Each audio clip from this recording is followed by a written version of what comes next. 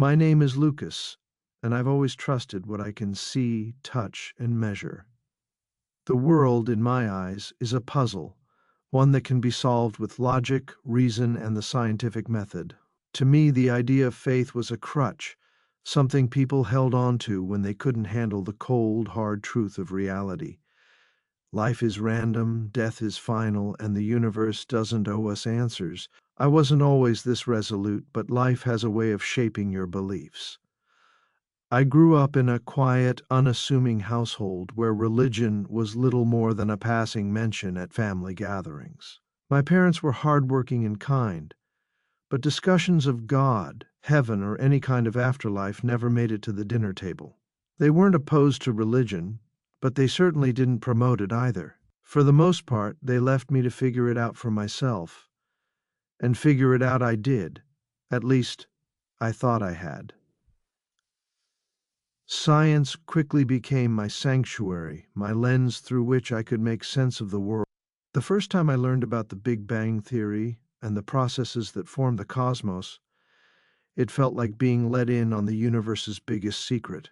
Evolution replaced the tale of creation in my mind, and the intricate complexity of biology, astronomy, and physics solidified my belief that the world didn't need a god. By the time I reached adulthood, I was proud of my skepticism.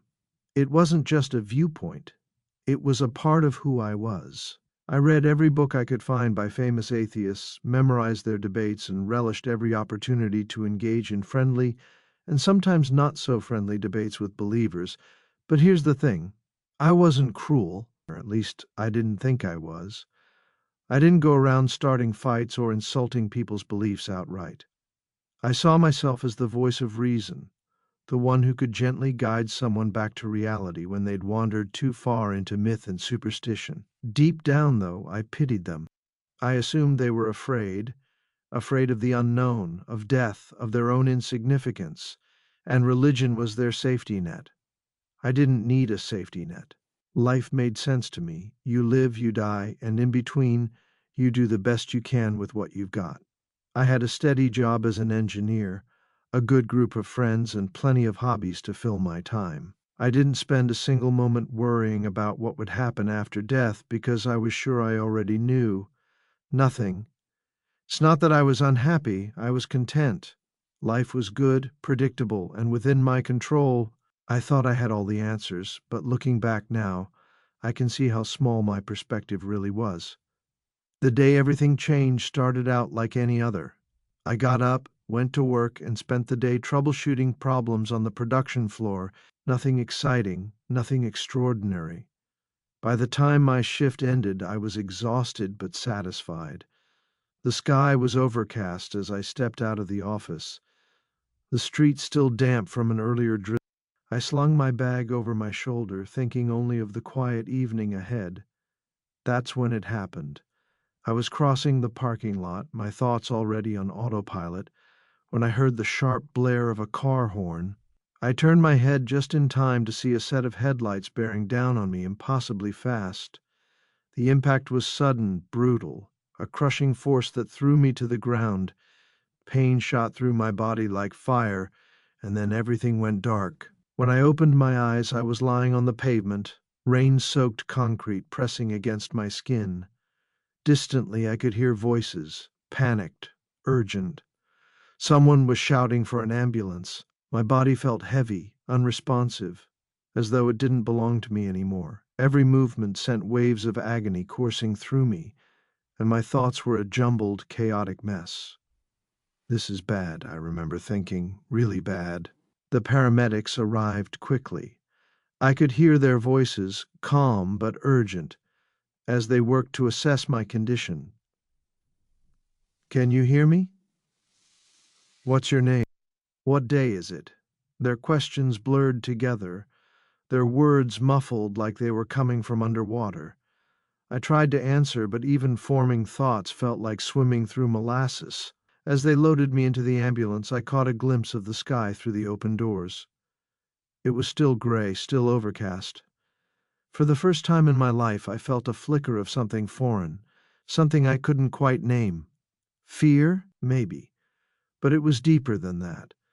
It was a gnawing unease, an unsettling realization that I might not have all the answers after all. I clung to my old beliefs like a drowning man clutching at driftwood. There's nothing after this, I told myself over and over. It's just biology. My body is failing and soon it'll shut down, that's all. But even as I repeated those words, they felt hollow. It began like any other day. The alarm clock buzzed sharply at 6 a.m., pulling me out of a dream I could barely remember. I groaned, slapping the snooze button and laying still for a moment, staring at the ceiling. The routine was familiar, predictable, comforting in its monotony. I could hear the faint hum of traffic outside, the rhythm of life continuing on, indifferent to my existence. As I shuffled out of bed and went through the motions, shower, coffee, rushed breakfast, I couldn't shake the sense that I was merely ticking off boxes on a checklist. My apartment was neat and orderly, much like my life. Everything was in its place, and everything worked as it should. I had made sure of that. By the time I reached work, the dreary, overcast sky mirrored my mood. The building was a typical industrial space. Fluorescent lights, the occasional hiss of machinery, the sharp smell of oil and metal. I worked as an engineer at a manufacturing company, overseeing the production line and troubleshooting equipment issues. It wasn't glamorous, but it suited me. Machines were logical, straightforward. They didn't require faith, only skill and patience. That morning I walked the floor as usual, clipboard in hand. A conveyor belt had jammed, and I spent a good hour diagnosing the issue alongside a technician. We swapped stories about stubborn machines we'd encountered in the past, laughing over how some seemed to have minds of their own. Machines could surprise you sometimes, but they were never mysterious. There was always a reason, always a solution. Lunch was uninspired. A sandwich from the vending machine and a lukewarm coffee. I sat in the break room, scrolling through my phone, half listening to a conversation between two coworkers. They were discussing a recent movie about near-death experiences, something involving bright lights and tunnels. One of them said it was based on real accounts.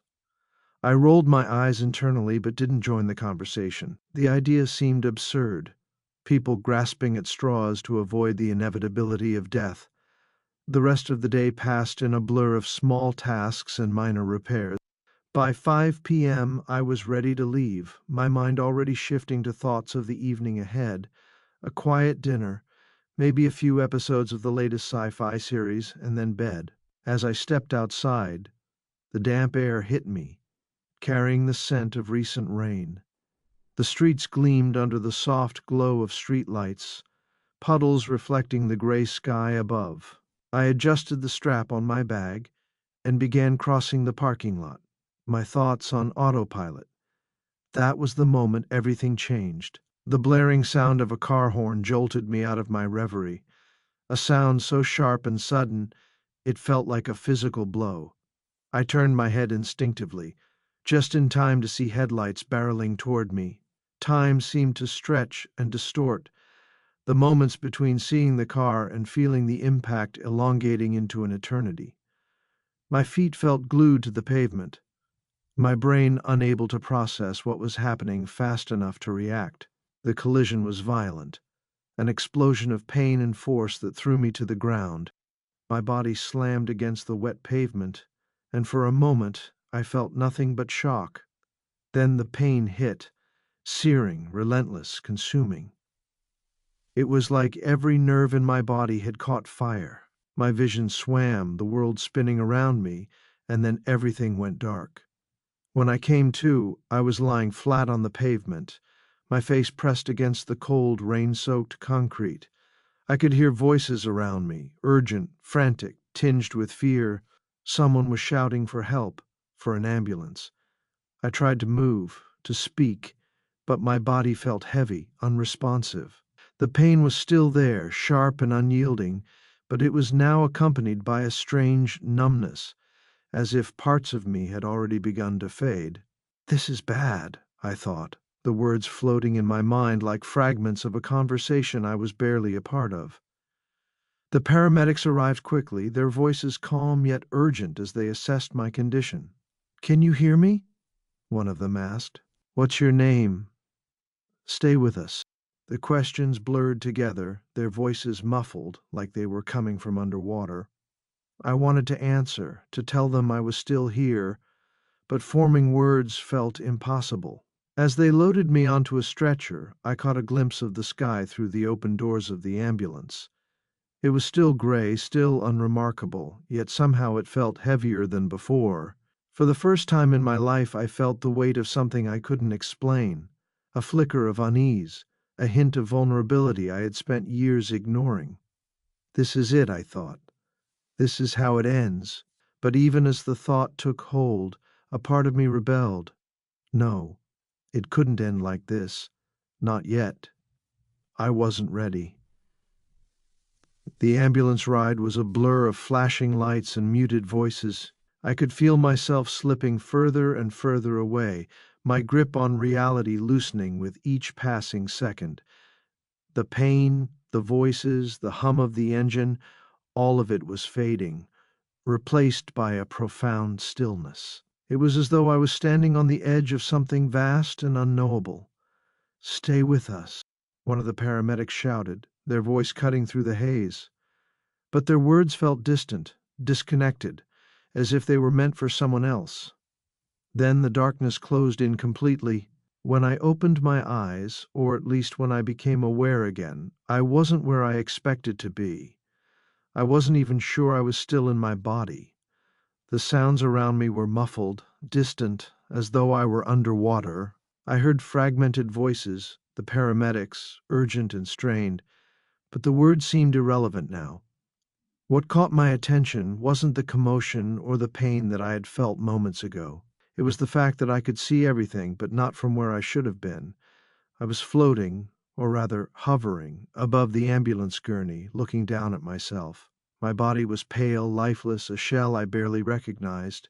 The paramedics worked frantically, their hands moving in practiced rhythms. One of them was performing CPR, pressing forcefully against my chest, while another adjusted a mask over my face.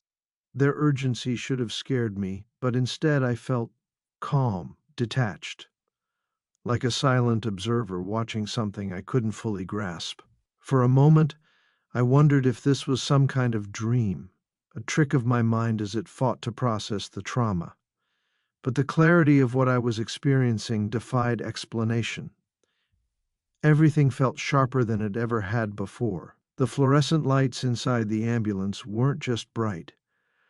They shimmered with an intensity I'd never noticed.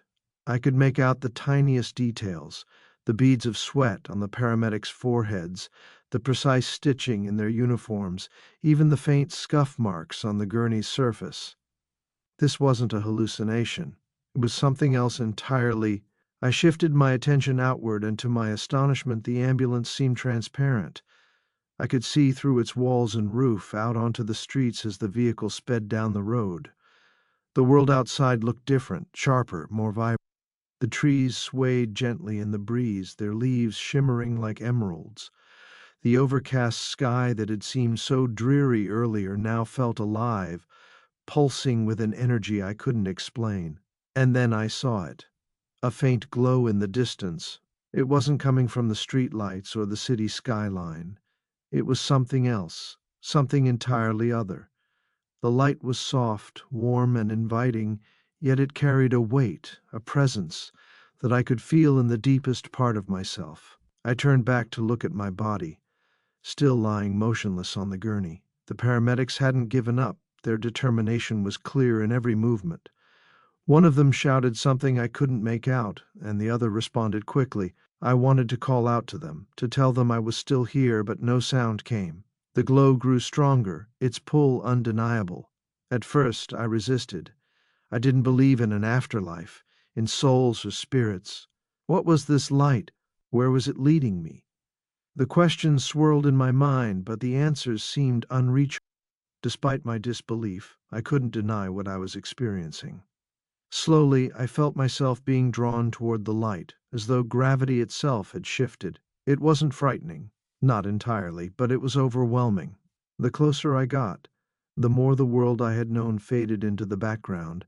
The voices of the paramedics, the hum of the ambulance's engine, even the sight of my own body, all of it dissolved, replaced by the glow that now filled my vision completely. It wasn't just light, it was alive, aware, and infinitely more real than anything I had ever known. I felt exposed, as though every thought, every doubt, and every belief I'd held was laid bare before it. There was no hiding, no escape, and yet I didn't feel judged. The light wasn't there to condemn me, it was there to welcome me. As I moved closer, I heard a faint sound, a whisper almost melodic. It wasn't a voice I recognized, yet it felt familiar, like a distant memory resurfacing. The sound wasn't just in my ears, it resonated deep within me, touching something I hadn't even known was there.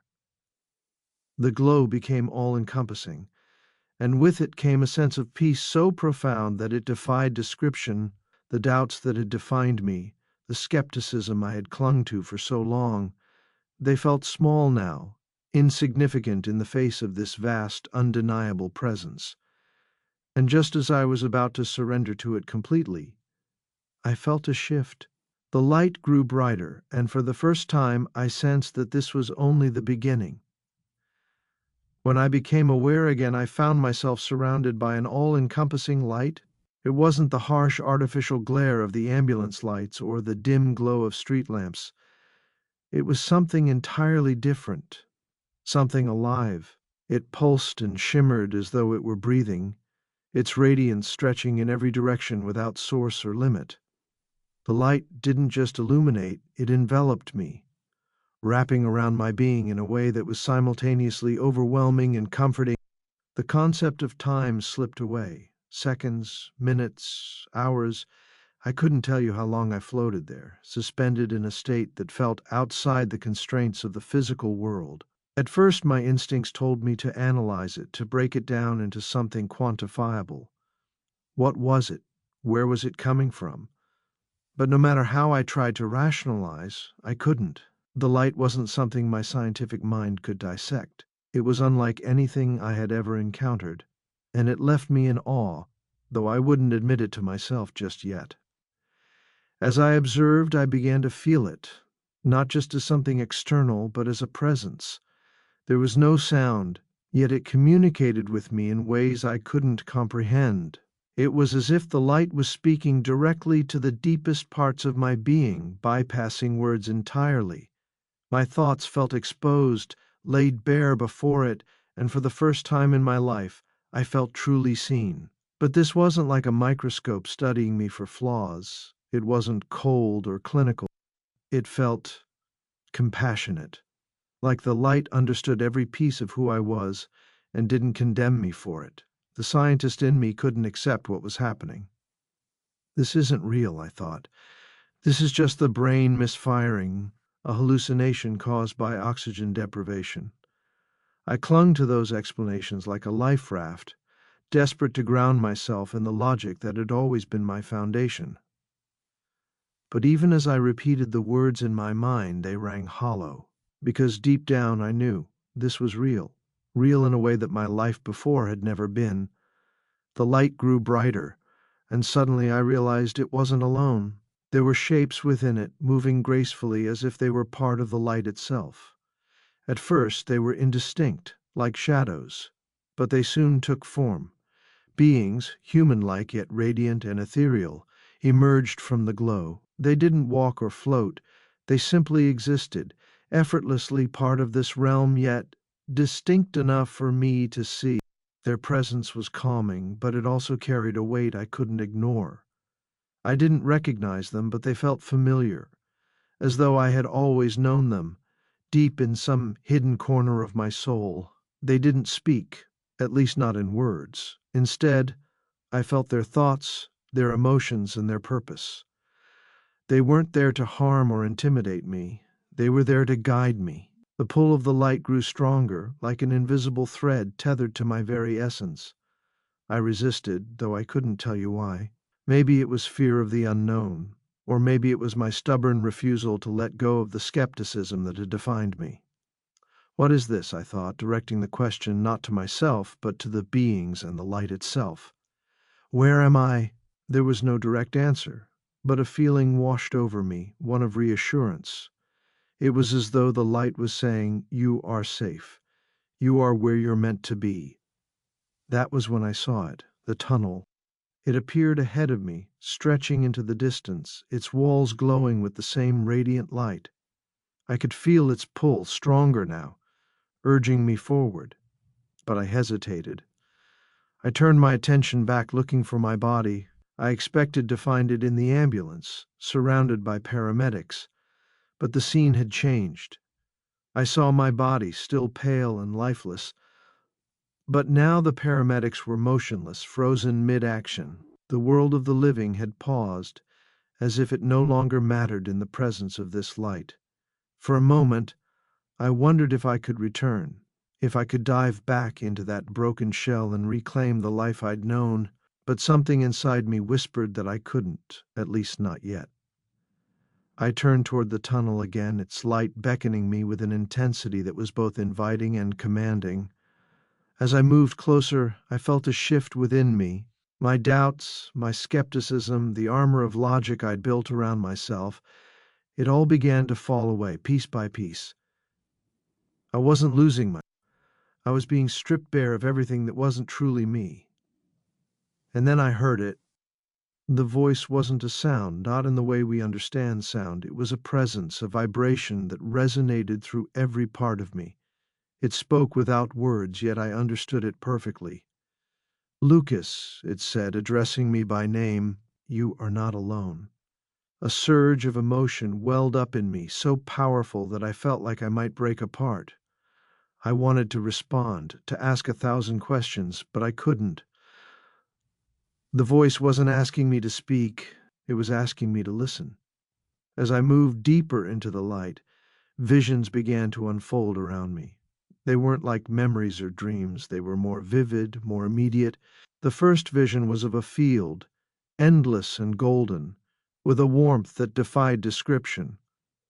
Figures walked through the field, their faces radiant with joy. I didn't recognize them, but I felt connected to them, as if they were part of something greater that I belonged to as well. Their laughter, though silent, filled the space with an overwhelming sense of peace. Then the vision shifted, and I found myself standing in darkness.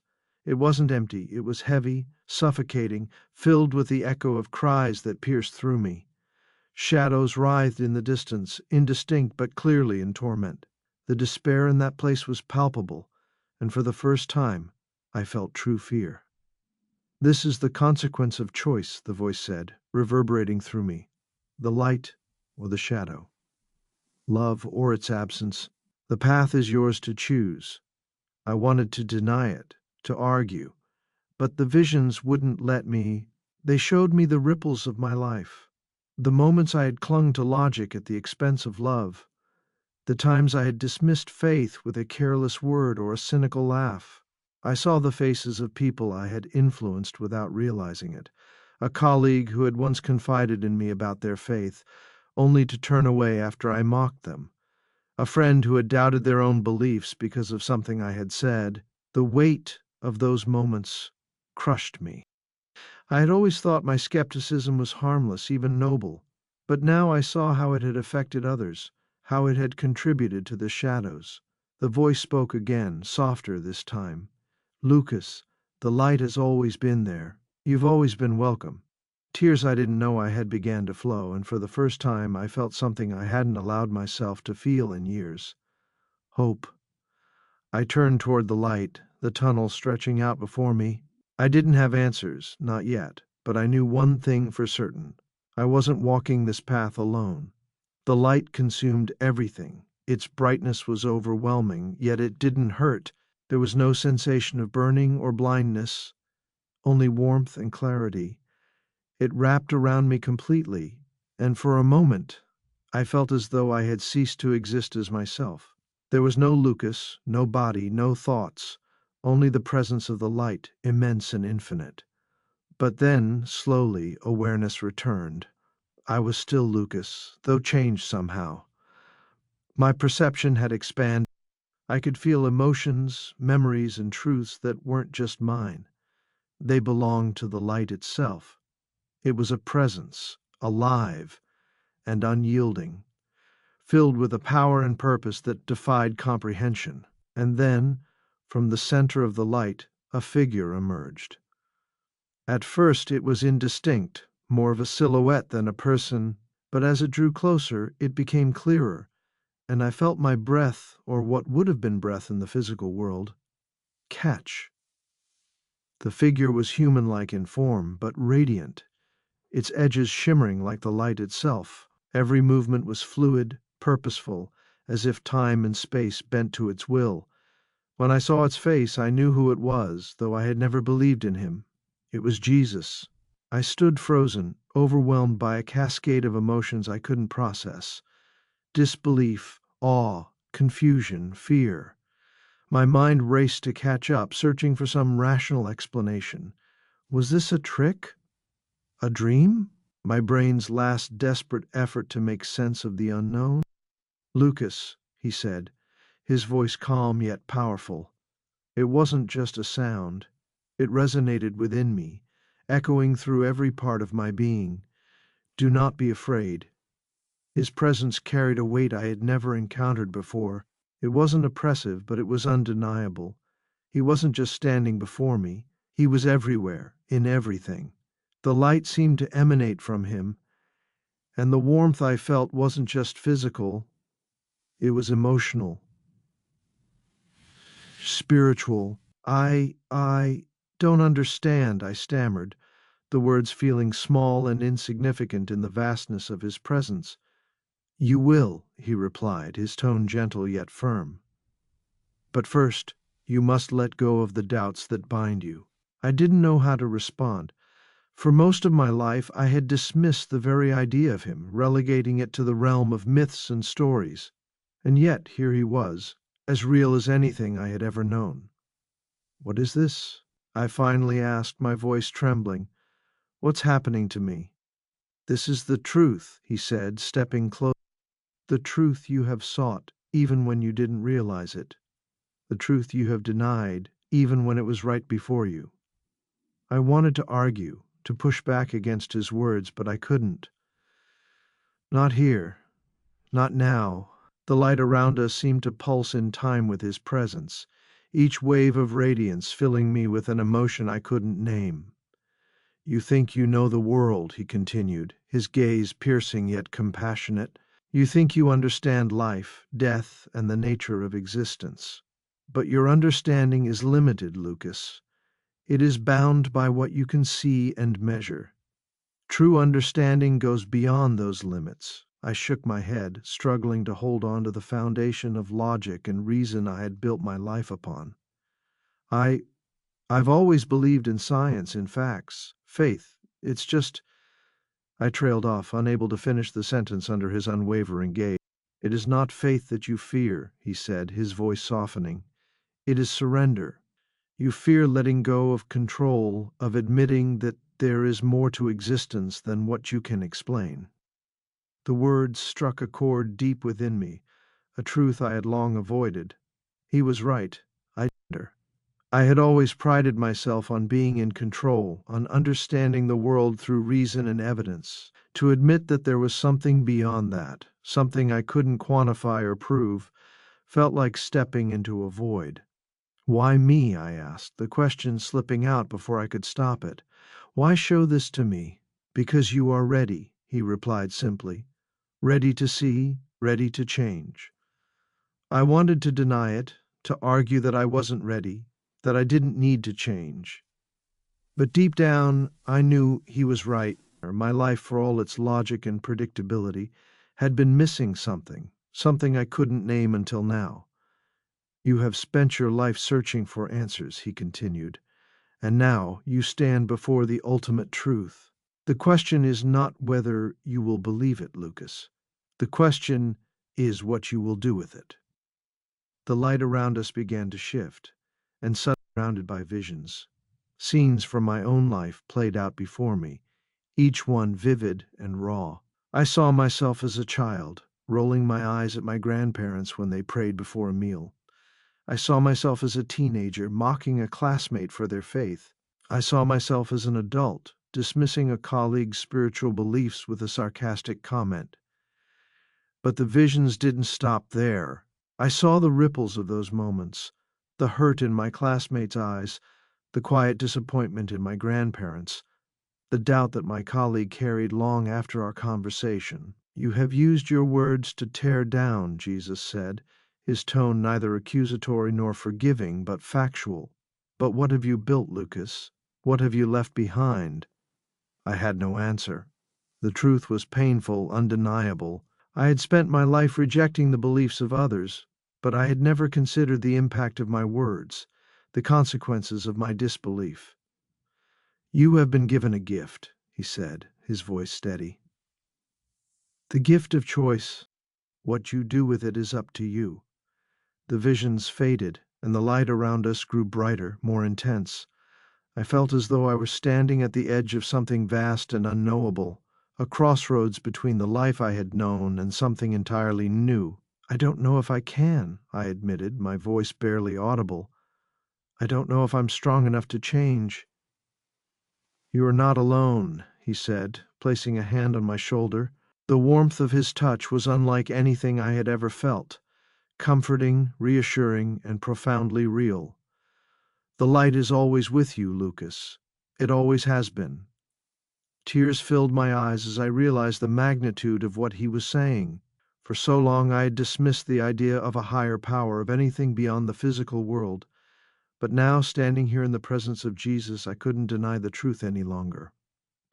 "What happens now?" I asked, my voice trembling. "Now," he said, his tone filled with both gravity and hope.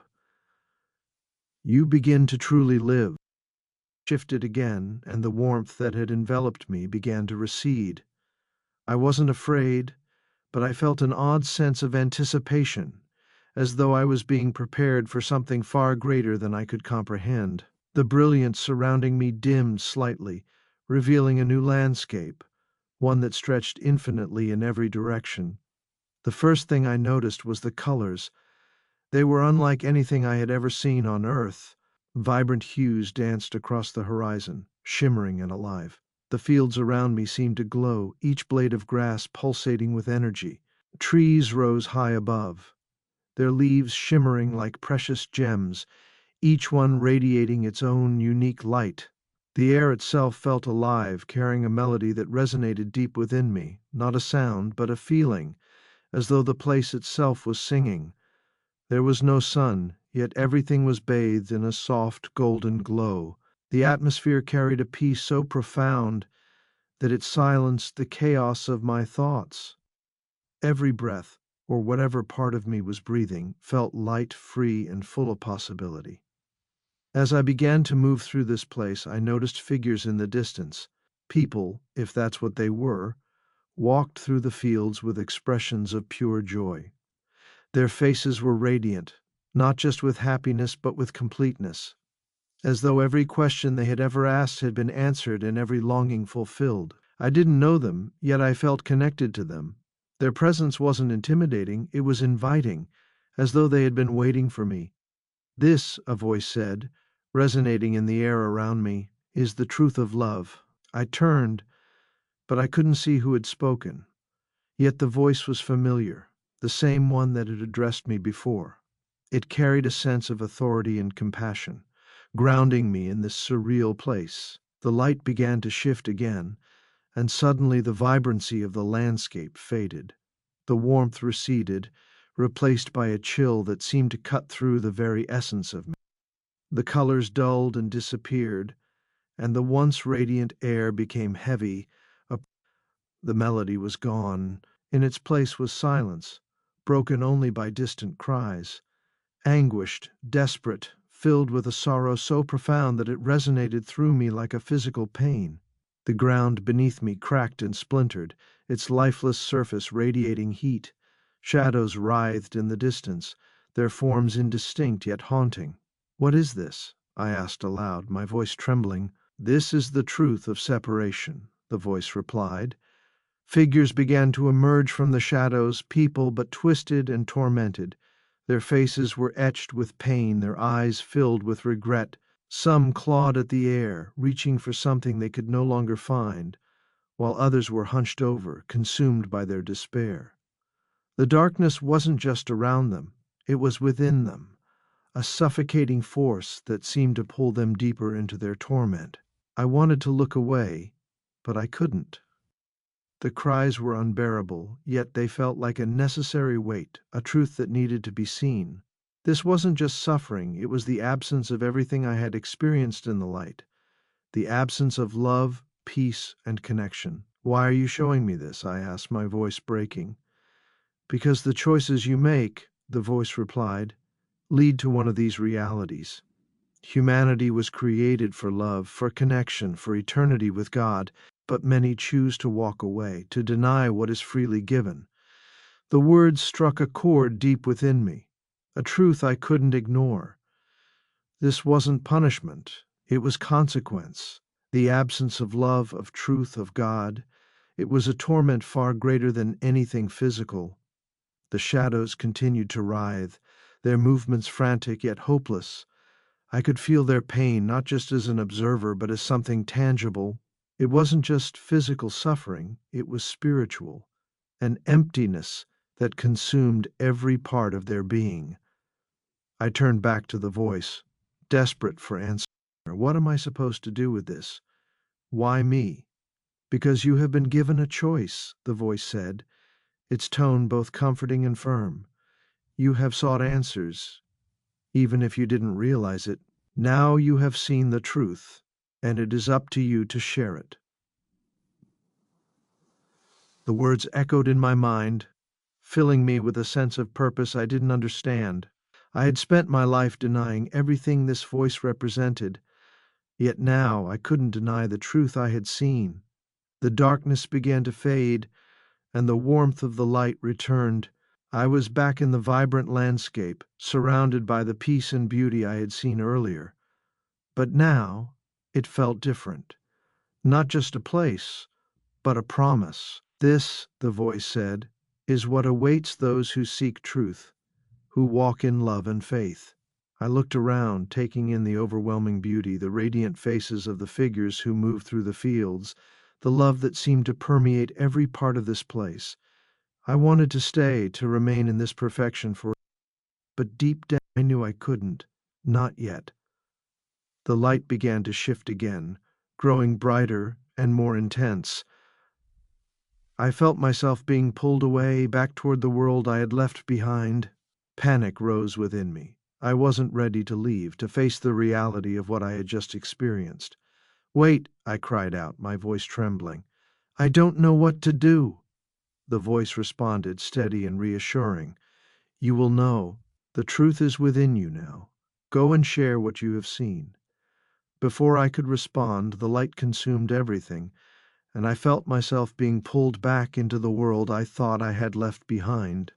When I opened my eyes again, the light had dimmed, but its warmth remained. I was standing in a space that seemed both infinite and intimate, a place where time didn't matter, where past and present existed as one. The brilliance that had surrounded me moments ago was now soft, steady, and almost reassuring. But there was an undeniable gravity to the moment. I could feel it in the air, in the pull of my own thoughts. This wasn't yet. Something was about to happen, something that would reveal truths I'd spent my entire life avoiding. The voice returned, resonating through me like a melody. "Lucas," it said, calm and knowing, "you have seen the consequences of choice. Now it is time to see your own." At first, I didn't understand what it meant. My choices? What about them? But then the light shifted, forming shapes and patterns that began to resemble scenes from my life. They played out before me like memories brought to vivid, living detail, moments I hadn't thought about in years. The first scene was a snapshot of my childhood. I was sitting at a family dinner, rolling my eyes as my grandparents bowed their heads in prayer. They had always been quietly faithful, never forcing their beliefs on anyone. Yet as a child I mocked them, not openly, but with a smirk. a sarcastic remark, or a dismissive attitude that said far more than words could. The next scene showed me in high school. I was arguing with a classmate during a debate, tearing apart their belief in God with cold, calculated logic. My words were sharp, pointed, designed to embarrass them in front of the class.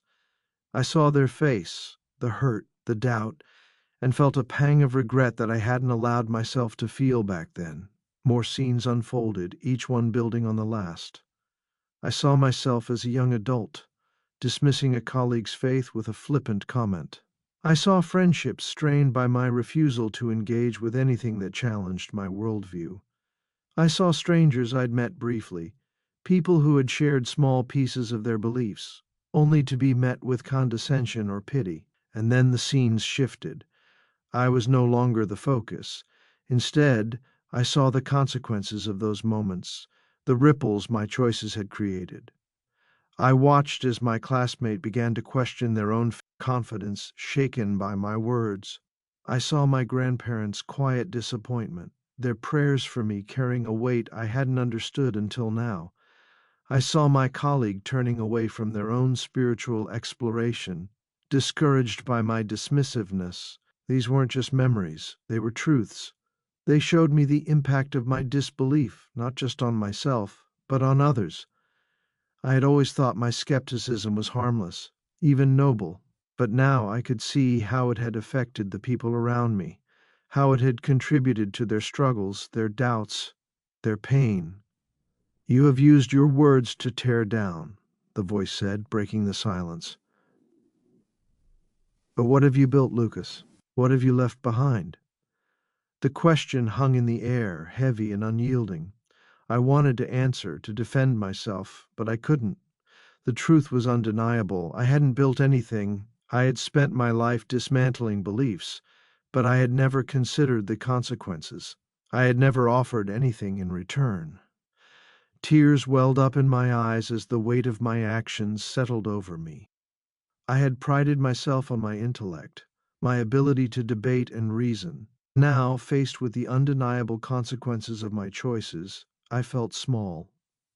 Not worthless, but humbled. Aware of how much I had misunderstood, the light around me began to shift again, and new scenes emerged. This time they weren't moments from my past. They were moments I hadn't experienced yet, visions of what could be, of what might happen if I chose a different path. I saw myself reaching out to the people I had hurt, apologizing and listening to their stories. I saw myself sharing what I had experienced, not to convince or convert, but to connect, to offer hope where there had once been doubt. I saw friendships renewed, relationships deepened, lives touched in ways I hadn't thought possible. The visions weren't promises, they were possibilities. They showed me the impact I could have, the difference I could make, if I chose to embrace the truth I had seen. "You have been given a gift," the voice said, softer now. "The gift of understanding, the gift of choice. What you do with it is up to you." The scenes faded, and the light around me grew brighter. I felt a new sense of clarity, a new sense of purpose. I didn't have all the answers, not yet, but I knew one thing for certain. My life, my choices, my words, they mattered. They always had, even when I hadn't realized it. As the light began to pull me back toward the world I had left behind, I felt a deep sense of gratitude. Gratitude for the truth I had been shown, for the opportunity to change, for the chance to make amends. I didn't know what the future held, but I knew I wasn't walking this path alone. The light was with me, always. The sensation of being pulled back into my body was jarring, like being yanked through a narrow tunnel at breakneck speed. The light that had surrounded me moments ago, the warmth, the peace, the clarity, was gone, replaced by the cold sterility of the physical world. I gasped for air, my lungs burning as though I had been underwater for too long. My chest, my body felt heavy and foreign, and every breath came with sharp, stabbing pain. The sounds of the world crashed into me all at once. The steady beeping of machines, the low hum of fluorescent lights, the murmur of voices that were both panicked and relieved. I opened my eyes slowly, squinting against the harsh brightness of the hospital room. Shadows moved above me, doctors, nurses, their faces a mixture of shock and triumph. "He's back! We've got a pulse!" someone exclaimed. The words hit me like a wave, their meaning sinking in slowly. I was alive. Against all odds, I was here, breathing, heart beating, consciousness intact. But it didn't feel like a victory. It felt strange, disorienting, as though I didn't fully belong in the body I had returned to. I blinked, struggling to focus, and caught a glimpse of my parents rushing into the room. My mother's face was streaked with tears, her hands trembling as she gripped mine tightly. "Lucas," she sobbed, her voice thick with emotion, "can you hear me?" My father stood behind her, his usually stoic demeanor shattered as he wiped at his eyes. They looked at me as though I were a miracle, a gift returned to them from the brink of the void. But I couldn't bring myself to meet their gaze. My mind was elsewhere, still lingering in the place I had just left, still grappling with the enormity of what I had seen and felt. The medical staff swarmed around me, checking vitals, adjusting machines, asking questions I couldn't fully process. "Do you know where you are? Can you tell us your name?" they asked, their voices a blur in the background. I answered mechanically, my responses barely above a whisper. Inside, a storm was raging. How could I begin to explain, to them or to myself, that everything I thought I knew about life and death had been turned upside down? The days that followed were a haze of recovery. I was discharged from the hospital and sent home to rest, but rest was the last thing my mind would allow. I spent hours lying on my bed, staring at the ceiling, replaying the encounter with the light, with Jesus over and over again. The memories were vivid, as though they were etched into my very being. The warmth of the light, the love that had surrounded me, the voices that had spoken truths I couldn't deny, they were all still with me, haunting and comforting in equal measure. At night, sleep eluded me. Every time I closed my eyes, the visions returned. The radiant landscape of peace and love, the haunting shadows of despair and separation, and the undeniable presence of Jesus. I saw his face, heard his voice, felt the weight of his words. They echoed in my mind, challenging me, calling me to something greater than myself. I tried to rationalize it all. Perhaps it was a hallucination, a product of my brain struggling in its final moments. Maybe it was a dream, a creation of my subconscious trying to make sense of the truth. But no matter how many explanations I tried to construct, none of them felt right. Deep down, I knew the truth. It was real, more real than anything I had ever experienced in my life. And that truth terrified me. For most of my life, I had built my identity around skepticism. I was the rational thinker, the one who valued evidence and logic above all else.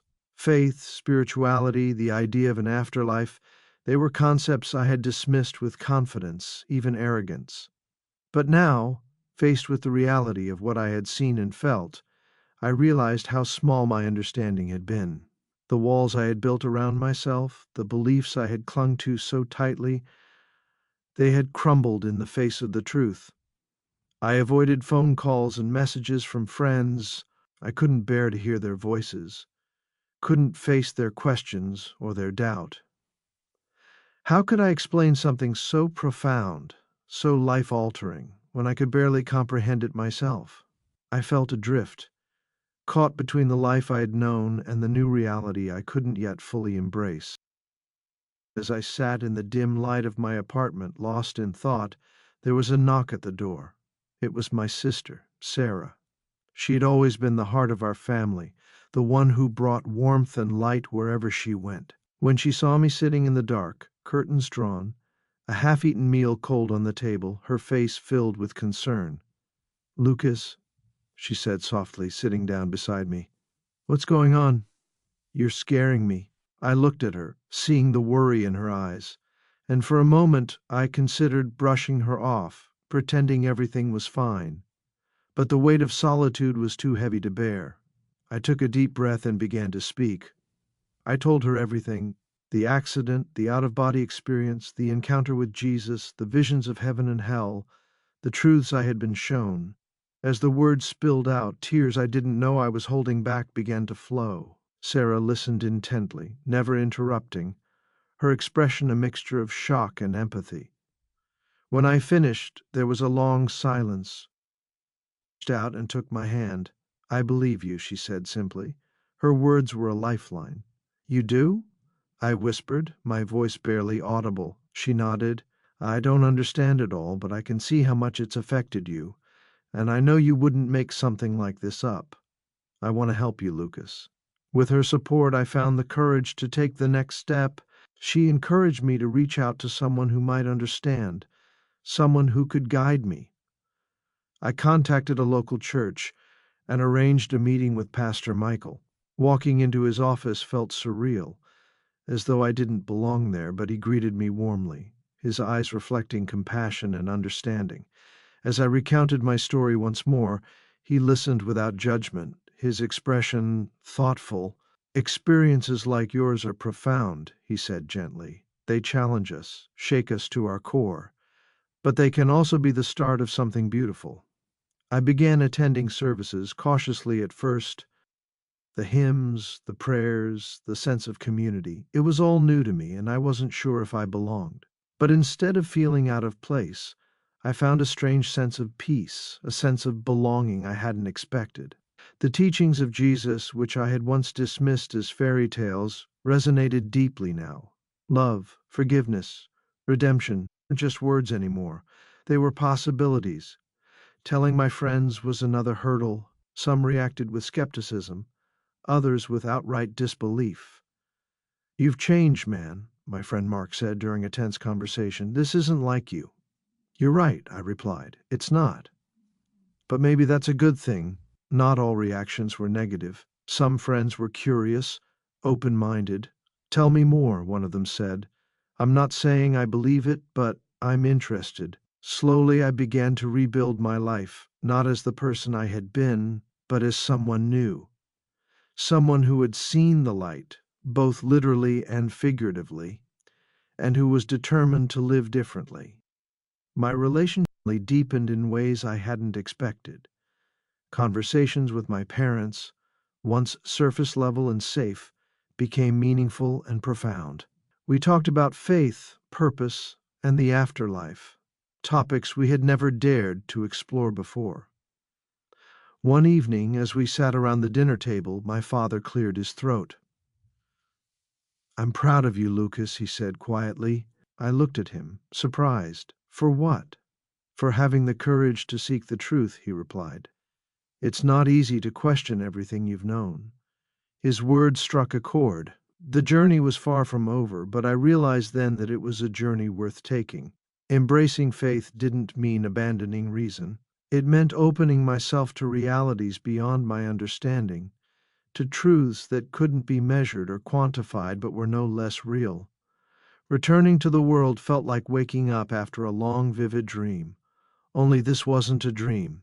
What I had experienced, what I had seen and felt, was far too real to dismiss.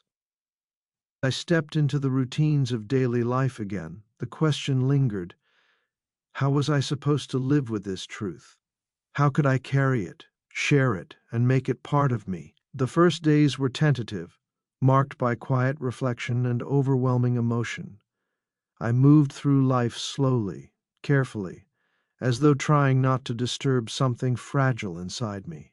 The simple act of walking down the street felt different, as though the colors were brighter, the air thicker with meaning. Even the mundane felt infused with purpose. I spent hours sitting by the window, staring out at the world and thinking about the light, the peace of the radiant fields and the despair of the shadowed abyss. Both had changed me, though in very different ways. The light had opened my heart to a love I had never known, while the shadows had forced me to confront the consequences of disbelief. I kept hearing Jesus' words in my mind, clear as though he were standing next to me. "The truth is within you now. Go and share. But how? How was I supposed to share something so immense, so profound, without being dismissed or misunderstood? I had spent my life ridiculing faith, and now I was being called to embrace it, to live it even.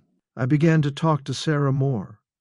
She had become my anchor, the one person I felt safe sharing my thoughts with. Her quiet strength and unwavering belief helped me steady myself, and with her encouragement, I began to take steps forward. Slowly, I started attending church regularly, finding solace in the community and its teachings. Pastor Michael became a vital guide, helping me make sense of my experience and showing me how to integrate it into my life. Faith isn't about having all the answers, he said during one of our conversations. It's about trusting in what you've been shown and letting it shape your actions. The rest will follow. At the church, small tasks at first, like helping set up for events or organizing donations. Each act, no matter how small, felt meaningful, like I was contributing to something larger than myself. For someone who had spent their life standing on the sidelines of faith, it was a radical shift, but it felt right. The biggest challenge was telling my story. For years I had prided myself on logic and reason, dismissing spirituality as irrational and naive. Now I was the one sharing an experience that defied explanation, asking others to believe me as I had never believed them. I started small, confiding in close friends who I thought might be open to listening. Some were skeptical, of course. How could they not be? I had spent years fostering doubt and disbelief in those around me. Others were more receptive, intrigued by my transformation. "I don't know if I believe it," one friend said after hearing me out, "but I can't deny how much it's changed you." Their reactions were varied, and not all of them were positive, but that was okay. Convince anyone, only to share what I had seen and let them draw their own conclusions. And as I spoke, I began to feel the weight lifting. The burden of carrying the truth alone was replaced by the joy of sharing it with others. Over time, my story reached further. I was invited to speak at small gatherings, church events, and community groups, sharing the details of my near-death experience and the truths it had revealed to me. Each time I felt a mix of fear and hope, knowing that some would listen while others would dismiss me outright. But that was never the point. The point was to plant seeds, to offer a perspective, to open a door for those who might be searching for something they couldn't quite name. My family, once a topic I avoided in deeper conversations, became one of my greatest sources of growth. We began to talk openly about faith, purpose, and the afterlife, breaking down barriers that had existed for years. My parents shared stories of those with belief, and I found new depth in our relationship that I hadn't known was possible. My father's words during one of these conversations stayed with me. "You've changed, Lucas, and change isn't easy, but it's what makes us grow."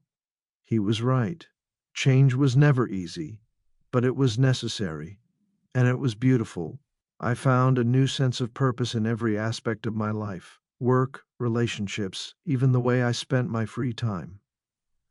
I began to see the ripple effect of my choices, how they influenced others and shaped the world around me.